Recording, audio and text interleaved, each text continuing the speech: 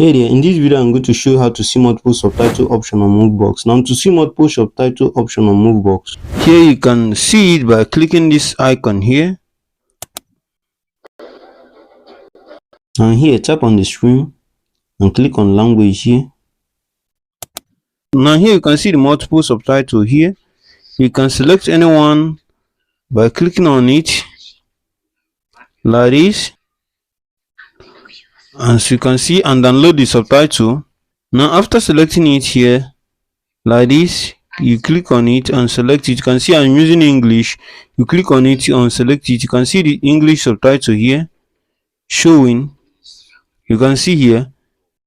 And here to know how many subtitles the movie has, here go back like this, click on detail here. Now here on next detail, click on info. Here you can see the subtitle the movie has.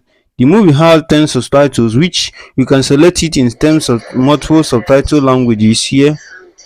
You can see. So go back. If you found this video helpful, give us a thumbs up, like, subscribe, and click on the bell icon for more helpful tech tutorial. And if you have any question, leave it at the comment section. I will do so to reply you. Now see you on the next video. Peace.